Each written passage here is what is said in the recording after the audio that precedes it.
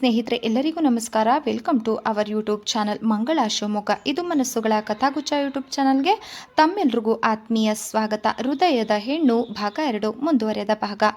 ಅನಸೂಯಮ್ಮ ಈ ಎಲ್ಲ ಮಾತುಗಳನ್ನು ಕೇಳಿ ನಿಟ್ಟುಸಿರು ಬಿಟ್ಟರು. ಅವರ ಮನಸ್ಸಿನಲ್ಲಿ ಒಂದೇ ಒಂದು ಆಸೆ ಇತ್ತು. ಅದು ಇಂದಿನ ಆಸೆ ಅಲ್ಲ, ಬಹು ಹಿಂದಿನಿಂದಲೂ ಇತ್ತು. ಅದು ಮನಸ್ಸಿನಲ್ಲೇ ಮುಚ್ಚಿಕೊಂಡಿತ್ತು. ಅದು ಅಸಾಧ್ಯ, ತನ್ನ ಆಸೆ ಕನಸು ಈಡೇರಲು ಸಾಧ್ಯವೇ ಇಲ್ಲ ಅಂತ ಅನಿಸಿದ್ದರಿಂದ ಅದನ್ನು ಮನಸ್ಸಿನಿಂದ ಹೊರಗೆ ಹಾಕಿರಲೇ ಇಲ್ಲ. ಈ ಸಾಧ್ವಿಮಣಿಯ ಆಸೆ ಏನು?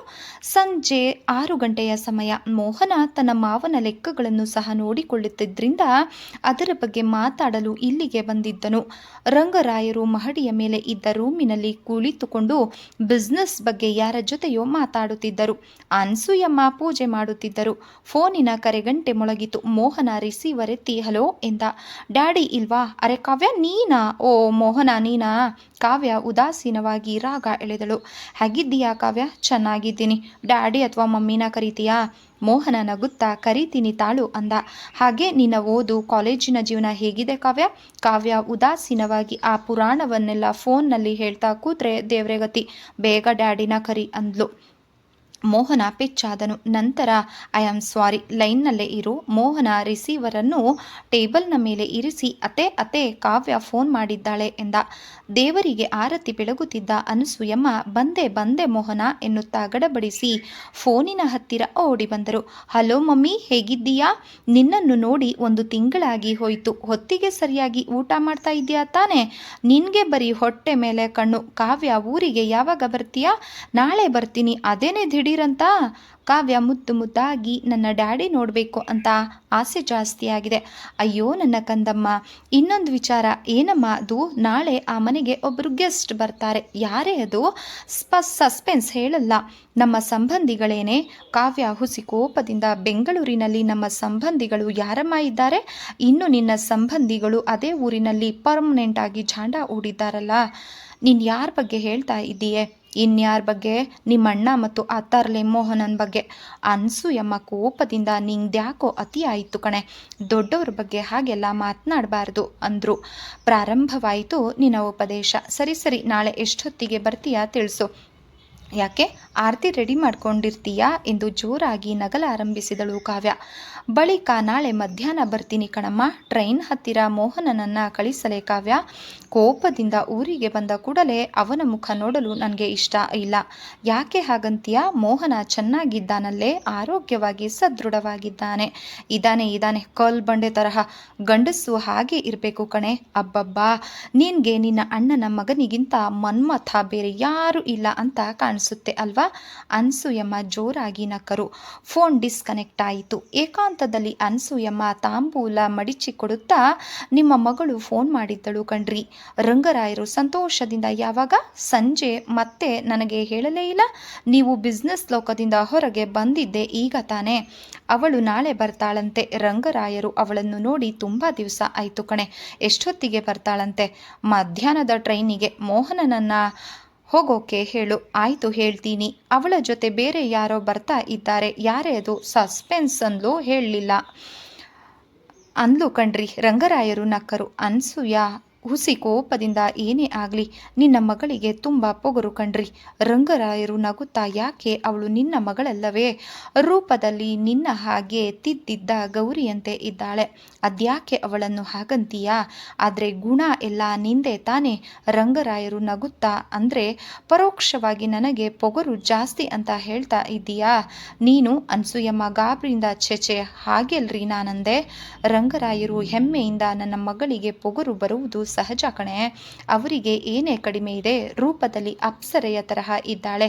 ರ್ಯಾಂಕ್ ಸ್ಟೂಡೆಂಟ್ ಬೇರೆ. ಇನ್ನೂ ಆಸ್ತಿ ನಾನು ಗಳಿಸಿ ಉಳಿಸಿರೋ ಈ ಲಕ್ಷಾಂತರ ರೂಪಾಯಿಗಳಿಗೆಲ್ಲ ಅವಳೇ ತಾನೇ ಹಕ್ಕುಧಾರಿಣಿ.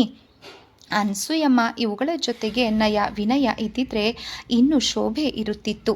ಮಹಾ ಮುಂಗೋಪ, ಹಠಮಾರಿ. ರಂಗರಾಯರು ಅನು ಒಬ್ಬಳೆ ಮಗಳು ಅಂತ ಮುದ್ದಿನಿಂದ ಸಾಕಿದ್ದೀವಲ್ಲ, ಅದಕ್ಕೆ ಹಾಗೆ ಆಡ್ತಾಳೆ ಬಿಡು. ಮದುವೆ ಆದ್ರಿ ಸರಿ ಹೋಗ್ತಾಳೆ. ಈ ಗಯ್ಯಾಳಿನ ಯಾರು ಮದುವೆ ಆಗ್ತಾರೋ ಏನೋ ಎಂದು ಜೋರಾಗಿ ನಿಟ್ಟುಸಿರು ಬಿಟ್ಟರು. ಮಾರನೆಯ ದಿನ ಮಧ್ಯಾಹ್ನ ಮೋಹನ ಬೆಂಗಳೂರಿನಿಂದ ಬರಲಿರುವ ಕಾವ್ಯಾಳನ್ನು ಕರೆದುಕೊಂಡು ಬರಲು ರೈಲ್ವೆ ಸ್ಟೇಷನ್ಗೆ ಹೊರಟನು. ರಂಗರಾಯರು ಗಂಭೀರವಾಗಿ, ಮೋಹನ, ಕಾವ್ಯ ಜೊತೆ ಅವಳ ಫ್ರೆಂಡ್ ಸಹ ಬರ್ತಾ ಇದ್ದಾರೆ. ನೀನು ಸಿಕ್ಕಾಪಟ್ಟೆ ಮಾತಾಡಿ ಅವಳ ಮನಸ್ಸು ನೋಯಿಸಬೇಡ. ಆದರೆ ಮೋಹನ ಆ ಸಮಯದಲ್ಲಿ ನೊಂದುಕೊಂಡನು. ಅನಸೂಯಮ್ಮನಿಗೆ ರೇಗಿ ಹೋಯಿತು. ಅವರು ಏನನ್ನು ಹೇಳಲು ಬಾಯಿ ತೆಗೆದರೂ ಸುಮ್ಮನಾದರು.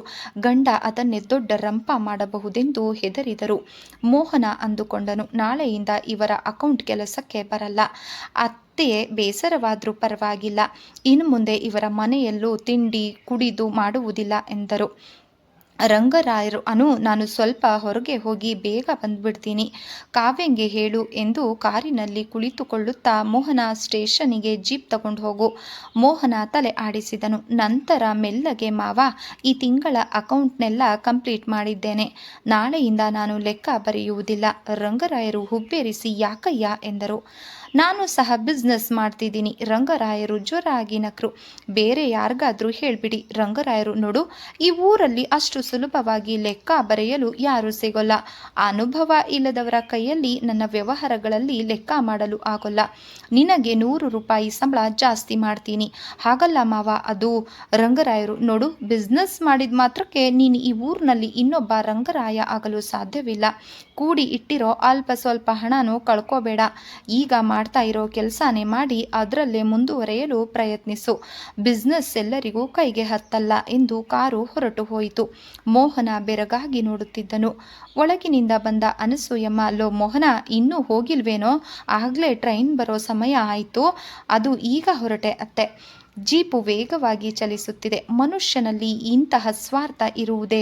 ಮೊನ್ನೆಯ ದಿನ ತಾನೇ ಬಿಸ್ನೆಸ್ ಮಾಡು, ಹಣ ಗಳಿಸು ಅಂತ ಮಾವ ಹೇಳಿದ್ರು. ಆದರೆ ಈಗ ನೋಡಿದ್ರೆ ಪ್ಲೇಟ್ ಬದಲಿಸುತ್ತಿದ್ದಾರೆ. ಇದ್ಯಾಕೆ ಹೀಗೆ ಸಡನ್ನಾಗಿ? ನಾನು ಬಿಟ್ಟರೆ ಅನುಭವಸ್ಥ ಕ್ಲರ್ಕ್ ಆ ಊರಿನಲ್ಲಿ ಸಿಗುವುದು ಕಷ್ಟ. ಅದಕ್ಕೆ ಈ ರೀತಿ ಹೆದರಿಸುತ್ತಿದ್ದಾರೆ. ಏನೇ ಆಗಲಿ, ಇವರ ಕೈ ಕೆಳಗೆ ಇರಬಾರದು. ಜೀಪು ರೈಲ್ವೆ ಸ್ಟೇಷನ್ಗೆ ಬಂದಿತ್ತು.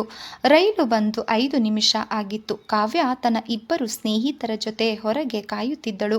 ಮೋಹನ ಜೀಪಿನಿಂದ ಇಳಿಯುತ್ತಾ, ಓ ಸ್ವಾರಿ ಕಾವ್ಯ, ತಡ ಆಗೋಯಿತು. ಕಾವ್ಯ ಗಾಳಿಗೆ ಹಾರಾಡುತ್ತಿದ್ದ ಮುಂಗುರುಳನ್ನು ಕೈಯಿಂದ ಹಿಂದಕ್ಕೆ ತೀಡುತ್ತಾ, ಟೈಮ್ಗೆ ಸರಿಯಾಗಿ ಬರೋಕ್ಕೆ ಆಗದೆ ಇದ್ಮೇಲೆ ಯಾಕೆ ಒಪ್ಕೋಬೇಕು? ಹಾಗಲ್ಲ ಕಾವ್ಯ, ಅದು. ಕಾವ್ಯ ಪಕ್ಕದಲ್ಲಿ ನಿಂತಿದ್ದ ಮತ್ತೊಬ್ಬ ಸುಂದರ ತರುಣ ಗಡುಸಾಗಿ, ಕಾವ್ಯ, ಏನಿದು ನಾನ್ಸೆನ್ಸ್? ಒಬ್ಬ ಡ್ರೈವರ್ ನಿನ್ನ ಹೆಸರನ್ನು ಹಿಡಿದು ಕೂಗೋದೆ. ಮೋಹನ ನಗುತ್ತಲೇ, ರೀ ಮಿಸ್ಟರ್, ನಾನು ಡ್ರೈವರ್ ಅಲ್ಲ, ಇವಳ ಸೋದರ ಮಾವನ ಮಗ. May I know your name please? ಅವನು ಮುಖ ಸಿಂಡರಿಸಿದನು. ಕಾವ್ಯ ಸಿಡುಕುತ್ತಾ, ಅವರ ಹೆಸರು ನಿಂಗೆ ಯಾಕೆ ಗೊತ್ತಾಗಬೇಕು ಗೋಪಿ? ನೀನು ಜೀಪ್ನಲ್ಲಿ ಕೂರು. ಗೊತ್ತಾಯ್ತು, ಹೆಸರು ಗೊತ್ತಾಯ್ತು ಬಿಡು. ಕಾವ್ಯ, ಮೈ ಲಗೇಜ್. ಕಾವ್ಯ, ನೀನು ಬಾ ಗೋಪಿ. ಮೋಹನ ಲಗೇಜನ್ನು ಜೀಪ್ನಲ್ಲಿ ಇಡು. ಬಾರೆ ಸೌಮ್ಯ. ಅವರಿಬ್ಬರು ಜೀಪಿನಲ್ಲಿ ಕುಳಿತರು. ಹೆಸರಿಗೆ ತಕ್ಕಂತೆ ಸೌಮ್ಯವಾಗಿ ನಿಂತಿದ್ದ ಮತ್ತೊಬ್ಬ ಸಾಂಪ್ರದಾಯಿಕ ಚೆಲುವೆ ಮೋಹನನತ್ತ ನೋಡಿದಳು. ಮೋಹನ ಆಗ ಸೂಟ್ಕೇಸನ್ನು ಎತ್ತಿ ಜೀಪಿಗೆ ಹಾಕುತ್ತಿದ್ದನು.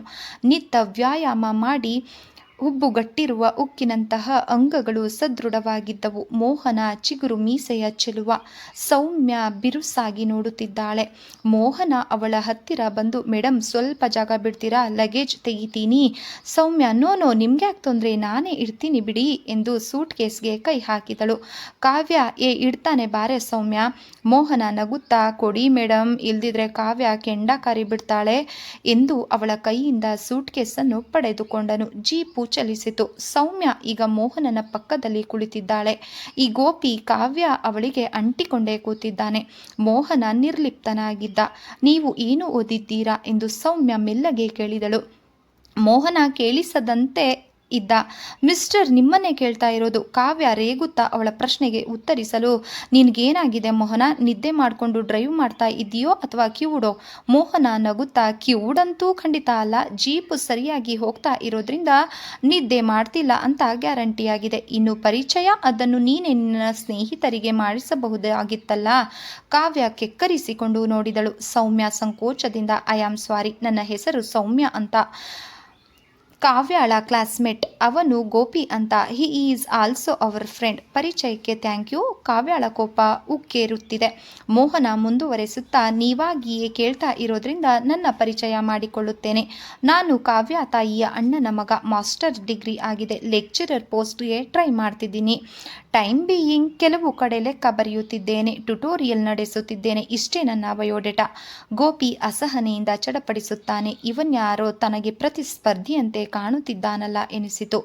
ಜೀಪು ಬಂಗಲೆಗೆ ಬಂದಿತು. ಮೋಹನ ಲಗೇಜ್ಗಳನ್ನು ತಂದು ಒಳಗೆ ಇಡುತ್ತಿದ್ದರೆ ಕಾವ್ಯ ಮತ್ತು ಅವಳ ಸ್ನೇಹಿತರು ಕೈ ಬೀಸುತ್ತಾ ಬರುತ್ತಿದ್ದರು. ಇದನ್ನು ಕಂಡು ಅನಸೂಯಮ್ಮನಿಗೆ ಸಂಕಟವಾಯಿತು.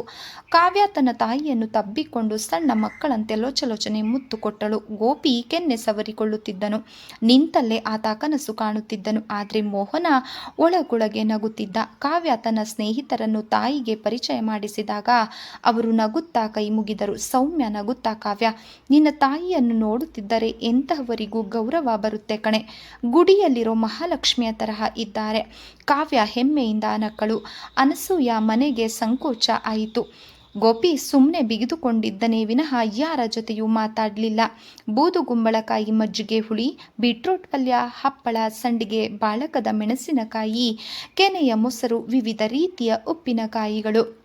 ಹೊಟ್ಟೆ ಹಸಿದಿದ್ದರಿಂದ ಎಲ್ಲರೂ ಕಂಠಪೂರ್ತಿ ತಿಂದು ಡರ್ ಅಂತ ತೆಗೆದರು. ಎಲ್ಲರಿಗೂ ಪ್ರತ್ಯೇಕ ಕೊಠಡಿಯ ವ್ಯವಸ್ಥೆ ಮಾಡಲಾಗಿತ್ತು. ಊಟ ಮಾಡಿದ ನಂತರ ಗೋಪಿ ಸೀದಾ ಕಾವ್ಯಾಳ ಕೊಠಡಿಗೆ ಹೋಗಿ ಡೋರ್ ಕ್ಲೋಸ್ ಮಾಡಿದನು. ಇದನ್ನು ಅನಸೂಯಮ್ಮ ಕಂಡರು. ಅದೇ ಸಮಯಕ್ಕೆ ಮೋಹನ ಅಲ್ಲಿಗೆ ಬಂದಾಗ ಅವರು ಗಾಬರಿಯಿಂದ ಅದನ್ನು ಹೇಳಿದರು. ಮೋಹನ ನಗುತ್ತಾ, ಅತ್ತೆ, ನಿನ್ನ ಮಗಳ ಬಗ್ಗೆ ನಿನಗೆ ನಂಬಿಕೆ ಇದೆ. ಈ ಹಠಮಾರಿ ಹೆಣ್ಣು ಬೆಂಕಿ ಅಂತವಳು. ನೀನು ಧೈರ್ಯವಾಗಿರು ಅತ್ತೆ. ಹಾಗಲ್ಲ ಕಣೋ, ಯಾರಾದರೂ ಕಂಡ್ರೇನೋ ಗತಿ. ಈಗೇನು ಮಾಡ್ತೀರಾ ಅತ್ತೆ? ಹೋಗಿ ಅವಳನ್ನು ಕರೆಯೋ. ಮೋಹನ ಗಾಬರಿಯಿಂದ, ಯಾರು? ನಾನಾ? ಓ ಮೈ ಗಾಡ್, ಅವಳು ಭದ್ರಕಾಳಿ ಅವತಾರ ತಾಳಿ ತ್ರಿಶೂಲ ತಗೊಂಡು ನನ್ನನ್ನು ತಿವಿದು ಸಾಯಿಸಿಬಿಡ್ತಾಳೆ. ಹೊರಗಿನಿಂದ ರಂಗರಾಯರು ಬಂದರು. ಈಗಂತೂ ಅನಸೂಯಮ್ಮ ನಡುಗಿ ಹೋದರು. ಪುಣ್ಯ ಚೆನ್ನಾಗಿತ್ತು. ಅದೇ ಸಮಯಕ್ಕೆ ಕಾವ್ಯ ಗೋಪಿಯ ಜೊತೆ ರೂಮಿನಿಂದ ಹೊರಗೆ ಬಂದರು. ತಂದೆಯನ್ನು ಕಂಡ ಕೂಡಲೇ ಓಡಿ ಬಂದು ತಬ್ಬಿಕೊಂಡು ಅವರಿಗೆ ಮುತ್ತು ಕೊಟ್ಟಳು. ರಂಗರಾಯರು ಶ್ರೀಮಂತಿಕೆಯ ಕಲೆಯಿಂದ ಗಂಭೀರವಾಗಿ ನಿಂತಿದ್ದ ಯುವಕನತ್ತ ತಿರುಗಿ, ಈ ಹುಡುಗ ಯಾರಮ್ಮ ಕಾವ್ಯ ಎಂದರು. ಕಾವ್ಯ ಹೆಮ್ಮೆಯಿಂದ, ಡ್ಯಾಡಿ, ಇವನು ಗೋಪಿ ಅಂತ. ಬೆಂಗಳೂರಿನ ಫೇಮಸ್ ಇಂಡಸ್ಟ್ರಿಯಲಿಸ್ಟ್ ಕುಲಭೂಷಣ್ ಅವರ ಹೆಸರು ಕೇಳಿದ್ದೀರಾ? ರಂಗರಾಯರು, ಹಾಂ ಕೇಳಿದ್ದೀನಿ. ಅವರ ಒಬ್ಬನೇ ಒಬ್ಬ ಮಗ ಗೋಪಿ. ಕೈ ಮುಗಿದನು.